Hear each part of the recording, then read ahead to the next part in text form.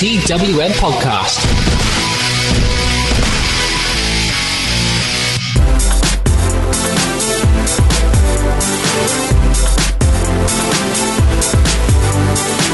Hello and welcome to Best of the Rest, your Friday roundup of the odds and ends in your wrestling week, and one of the 6 reasons that's keeping me sane.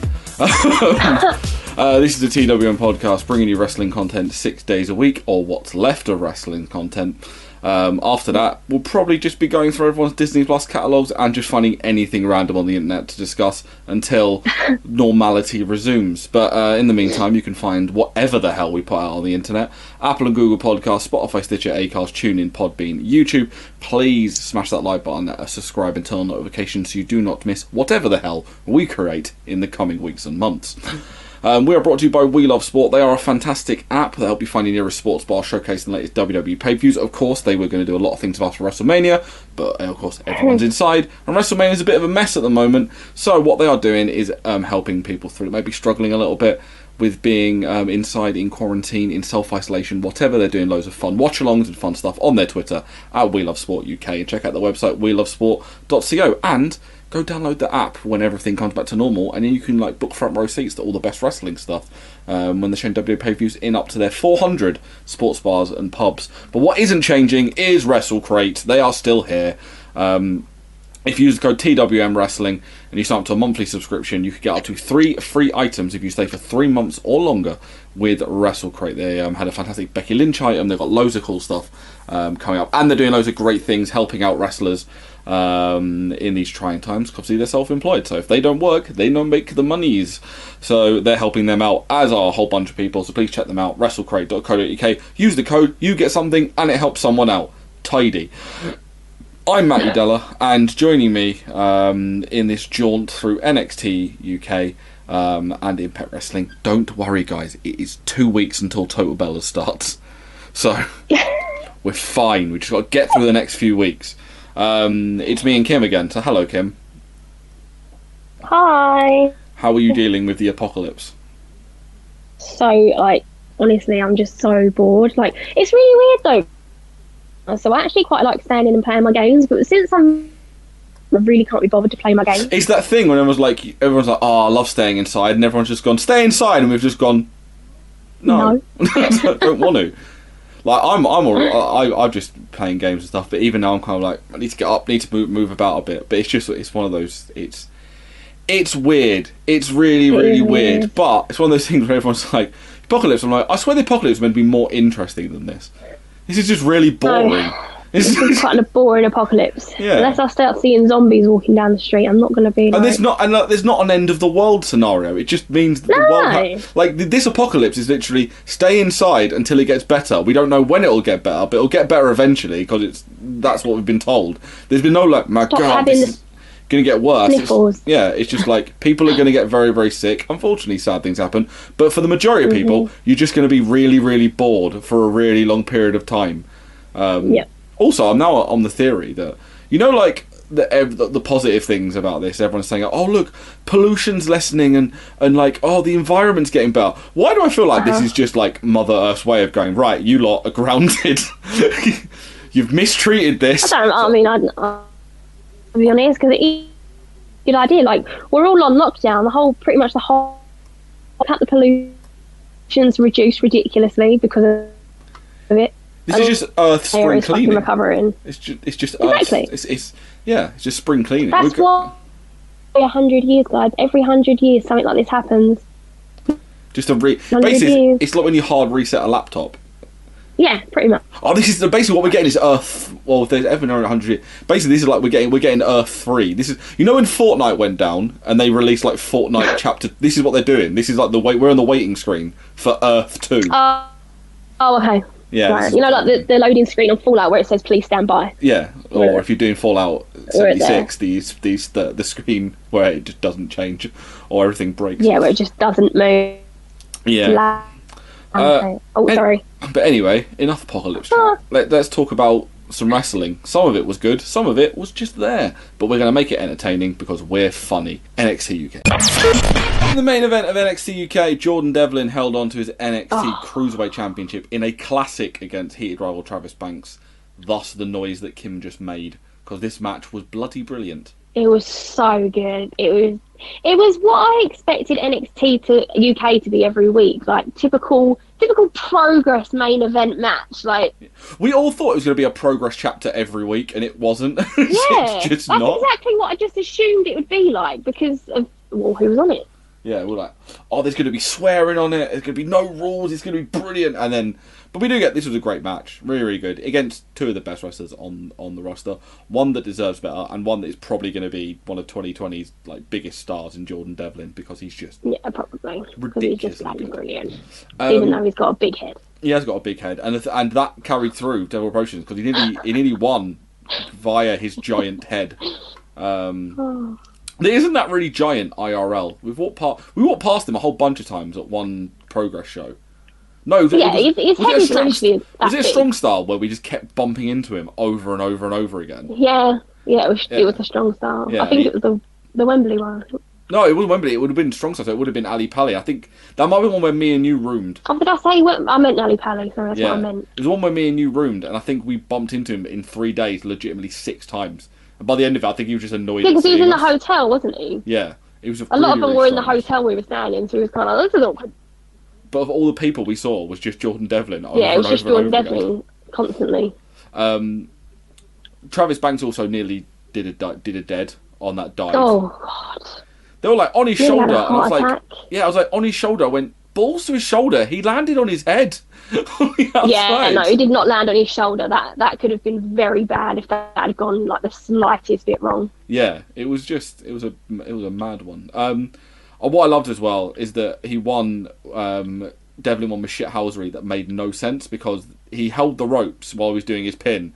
Didn't give him any leverage or any help to do the pin. It would have been easier for him to do a bridge rather than hold on with that rope. But it just made him look like a massive shithouse, which was great. I loved it. I love them both. It was like one of the best main events I've seen in a while. Oh yeah, it's one of my favourite NXT. I think the last time I really enjoyed an NXT main event was probably that British Rounds match between Scala and Cassius Ohno. Like it was.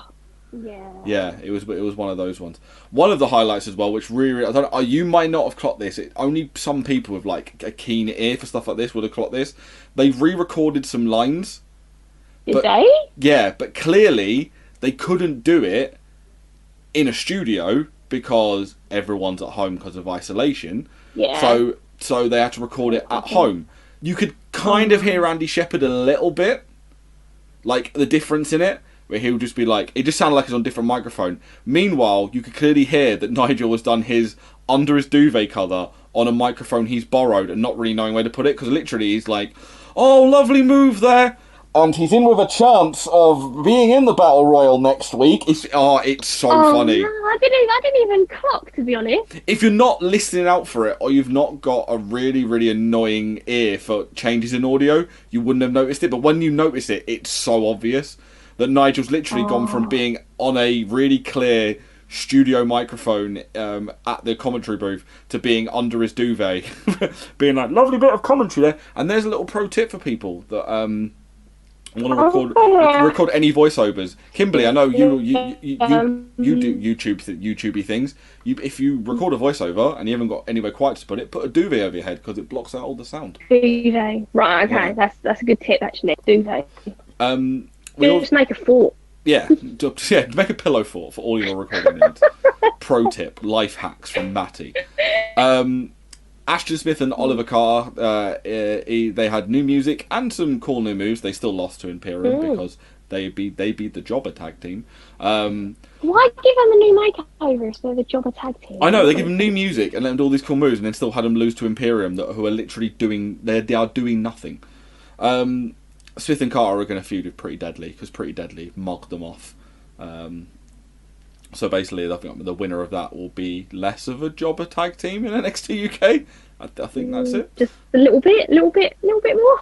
They were pretty much hyping up. They were hyping up the Battle Royal for the main event for Takeover that is now happening in October. So got a long build. Oh my god, that's a long ass build.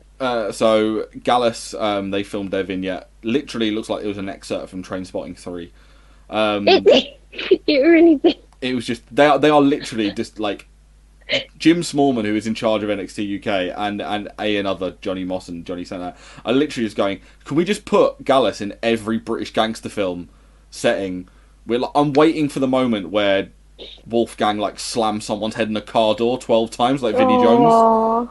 It's just yeah. They need to go to the bar in, is it Dalston or Hackney, wherever the bar is that's in Lockstock. I have no Do something idea. there as well. It's just like Spiky Cactus or something. Mustache Mountain cut a video and they're way too close to each other. Like they are really right next to each other as they're talking. And we get some Royal Rumble style vignettes. However, I'm going to bring something up that you brought up last week, Kimberly. There was a promo for Flash saying that he wants to find out who attacked Mandrews and go after him, but he's going to focus on the Battle Royal. The way he was talking, I'm now starting to think that he's the one who attacked Flash Morgan. Yeah, it's Mark like Andrews. proper. It's just obvious now, isn't it? Like at the beginning, it was kind of like, oh no, I don't think it would be, but because they're going on about it so much, it's making me think more and more. It was. Are they going to have the 198 in NXT UK? They're going to have Boar and Flash instead as a heel team.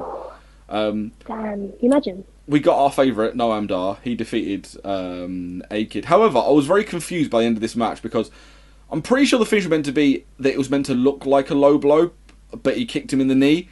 Instead, it was meant to look like a low blow because he kicked him right in the balls. He proper kicked him in the balls as well. And the ref I was waiting for the ref to like call a disqualification, and they were just like, I'm just going to ping you anyway. One, two, three, go. And I was like, I think he kicked him in the knee, and they showed the replay. Went, no, he booted him square in the nuts, and the ref is there looking at it. So he's an awful ref. The crowd were right to chant for VAR for that one because that went wrong. And also, it's really funny because that ref is the ref that me and Joe love because he extremely enforces the rules when he does indie shows. He's proper like, no, break on 5, I am the serious referee, and he missed a clear thing there. Finally, on this episode, like this was mainly the main event was 20 minutes long, so everything else was kind of just squashed into 40 minutes. You had Aoife Valkyrie over Nina Samuels. They called her finisher like the Perry-Patier, like the leg drop off the top, which just sounds like a pastry dish from Nando's. Yeah, I was going to say, it sounds like something you're going to get from Nando's, especially because you're calling it the Perry in front of it. Every time someone hears Perry, all they think about is Nando's, okay? We're associated with that now. You can't... Yeah, it's just one of those things. It's like... And they're like, oh, it's a thing of finding, like, fortune in someone's misfortune, whatever. So basically it's the Irish version of Schadenfreude. Yeah. It's the Death Note. The Death Note is a far better name for that move. So I'm going to keep calling it the Death Note because it's just the Perry-Patier. It does drum me up the wall when they do this. They literally just go, right, you're from here, this country here, so we are going to literally name everything about you needs to be in whatever native tongue is nearest to your country, and it needs to be some elaborate name that has some sort of elaborate meaning rather than just going for the like for the obvious. Like Aoife Valkyrie, Rise of the Valkyrie. It's off the top rope. It literally writes itself. Rise of the Valkyrie makes perfect sense. No, no. Perry-Patier. Name it after Nando's. Yeah, Perry-Patier. Yes, I'll have that with my cream cake and tea as I sit down at my fancy luncheon, which I now can't have outside because everywhere is dangerous. You can go outside. TWM podcasts are brought to you by We Love Sport, the fantastic app finding you your nearest sports bar showing the latest WWE pay-per-views. We Love Sport has over 400 of the best sports bars and pubs in the UK at your fingertips and allows you to book front row seats, giving you the best views of the action.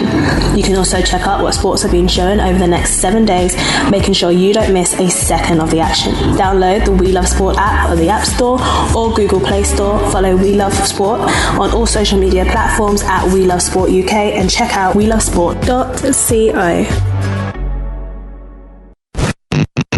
This was bizarre in the best possible way because we had our match in the Undead Realm between Su Yung and Havoc. They fought to a no contest and then were banished to the desert by Father James Mitchell.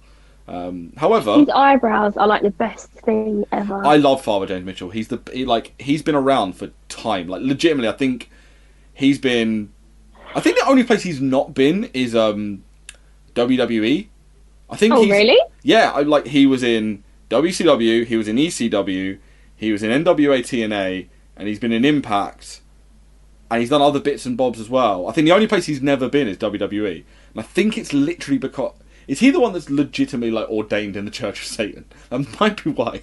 But I have no idea. But like he's been banished to the desert by Father James Mitchell, and he's great. He's great because literally he is just, what's your character? Ah, Satan. That's literally his wrestling character. If you need Satan, you go to him. Satan. They bump into Rosemary who's on the way back from the bar, which that segment I really, really enjoyed. And they decide to kill Father James Mitchell, and because he's evil, he has to be sent to heaven, where Abyss was there playing with cats, which was the most bizarre thing I've ever seen. But this is it's gone. What are your thoughts on this? Because it's so good because it's so weird. Like you just wouldn't think of it, would you? Like it's great because I said this had crowbars, machetes, gimps.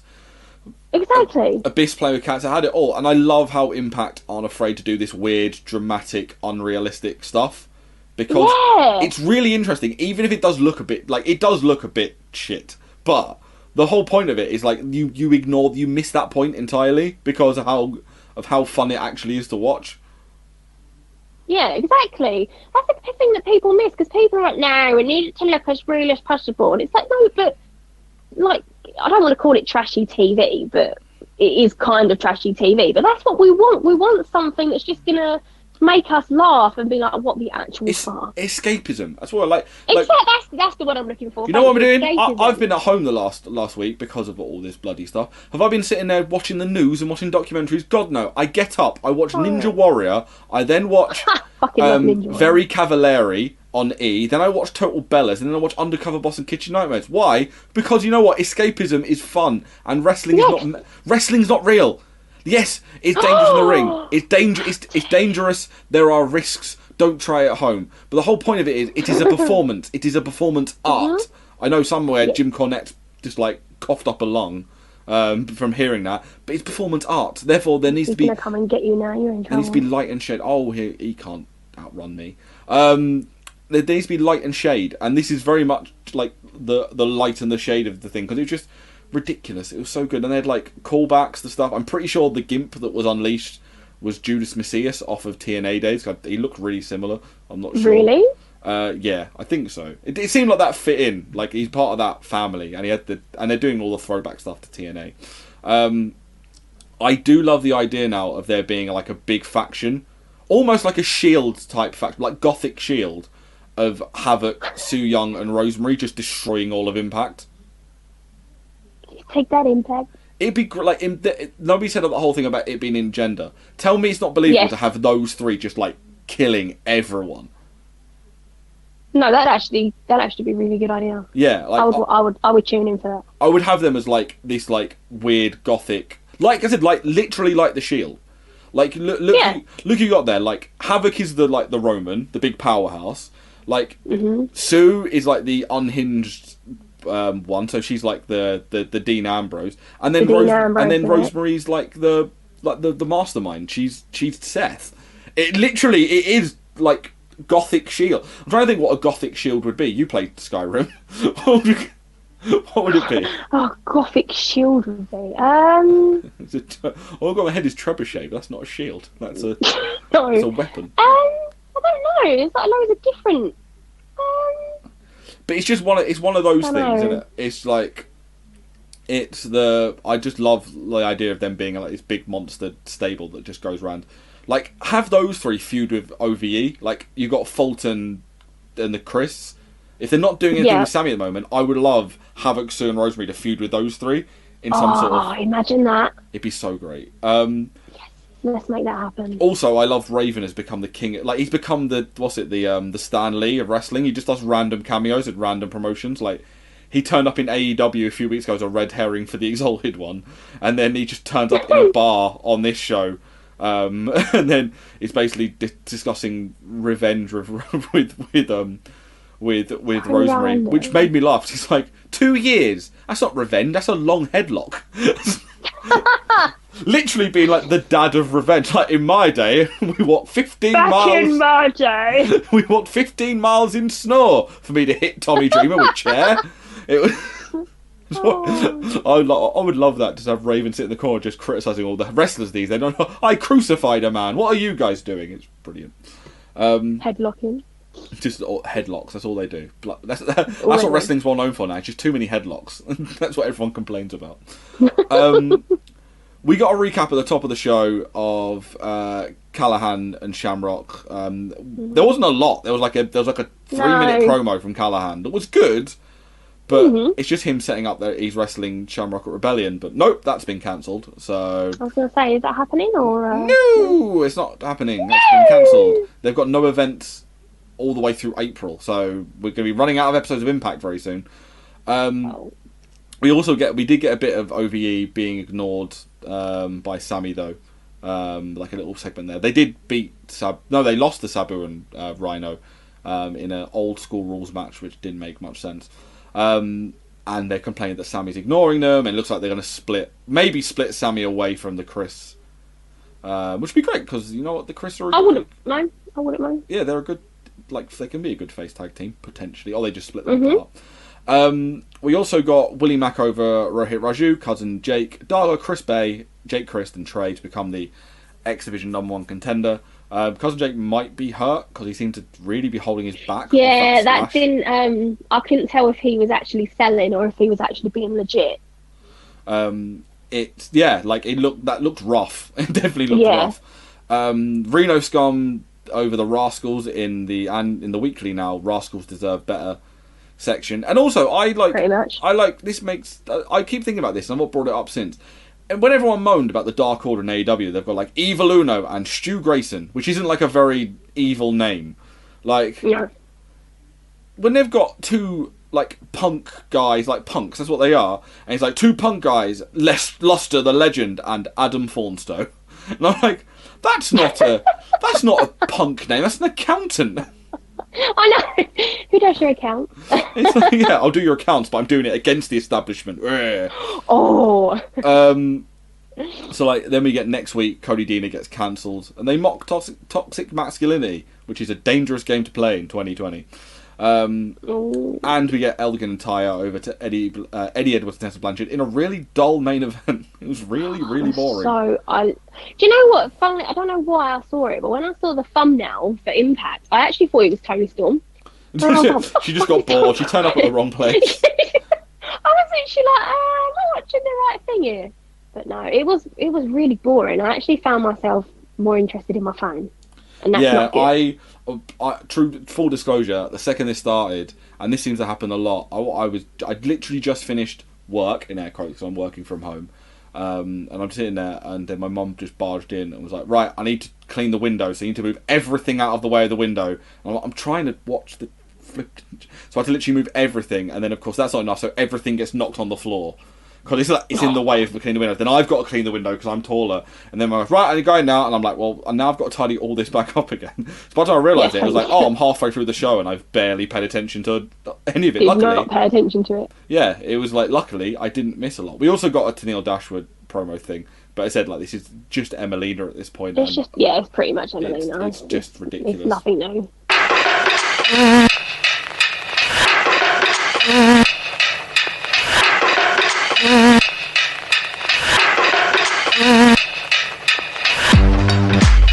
TWM podcasts have joined forces with WrestleCrate, the original and best monthly theme monthly wrestling subscription service to bring you a fantastic deal. If you use the code TWM Wrestling when you sign up to a monthly subscription at WrestleCrate.co.uk, you will receive a free item in your first month's box. Then, if you stay for another month, you'll get a second free item. And then, if you stay for a third month, you guessed it, we'll give you a third free item. It's as easy as 1, 2, 3. WrestleCrate brings you the best swag from the biggest companies and names in the wrestling world. We're talking t-shirts, photos, pins, DVDs, vinyl figures, and loads more from WWE, Progress, Shakara, NXT, Fight Club Pro, and loads more. That's WrestleCrate.co.uk and use the code TWM Wrestling for up to free items, all thanks to WrestleCrate and TWM.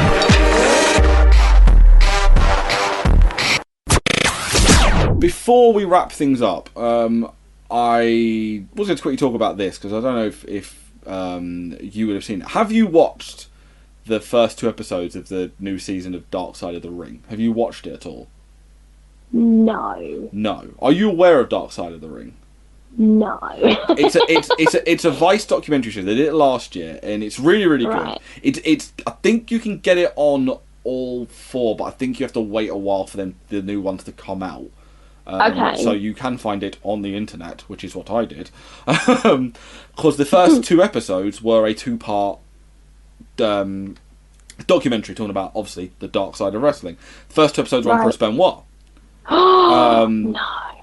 And I was going to give a little chat. But I'm not going to go into too many details. All I'm going to say is, it's a rough watch. Like, make sure you're in a good, like, a lot of people are struggling. Like, don't go into this with a very, like, fragile headspace, because it is very rough.